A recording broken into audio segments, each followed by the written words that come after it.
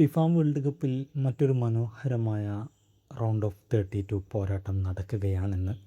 Germany vs പാരഗ്വ. നമുക്ക് എപ്പോഴും മനസ്സിലാകുന്ന ഒന്നാണ്, ലോകകപ്പിലെ എന്നും ഫേവറേറ്റുകൾ തന്നെയാണ് ജർമ്മനി എന്നുള്ളത്. ഒരുപാട് വീരവാദങ്ങളൊന്നും അടിച്ച് അവർ വരില്ലെങ്കിലും കളിക്കളത്തിൽ അവരെന്നും മനോഹരമായിരുന്നു.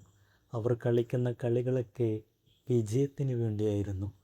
എല്ലാ ടീമിനെയും നിലം പരിശരാക്കലായിരുന്നു അവരുടെ പ്രധാനപ്പെട്ട ജോലികൾ തന്നെ. 4 തവണ ലോക ചാമ്പ്യന്മാരായ ജർമ്മനി അട്ടിമറി സ്വപ്നങ്ങളുമായി എത്തുന്ന പാരഗ്വയെ ഇന്ന് നേരിടുകയാണ്. ഗ്രൂപ്പ് ഘട്ടത്തിൽ മികച്ച ആക്രമണ ഫുട്ബോൾ കാഴ്ചവെച്ച ജർമ്മനി എന്നും ഫേവറേറ്റുകൾ തന്നെയാണ്. എന്നാൽ ശക്തമായ പ്രതിരോധവും പോരാട്ടവീര്യവും കൈമുതലായ പാരഗ്വെ വലിയ അട്ടിമറി സൃഷ്ടിക്കാൻ ഒരുങ്ങുന്നു. വിജയിക്കുന്ന ടീം പ്രീ ക്വാർട്ടറിലേക്ക് മുന്നേറുമെന്ന് നമുക്കറിയാലോ.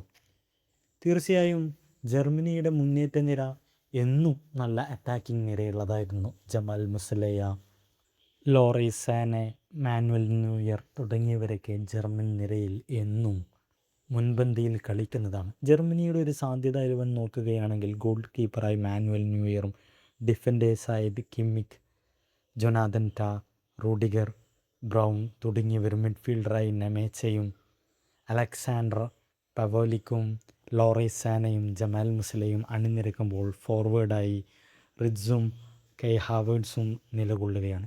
തീർച്ചയായും വളരെ മനോഹരമായ നിര തന്നെയാണ് ജർമ്മനിക്കുള്ളത്. നെമേച്ചയുടെയൊക്കെ ഈ ഒരു സീസണിലെ കളി എത്രയോ മനോഹരമായി നമ്മൾ കണ്ടിട്ടുള്ളതാണ്.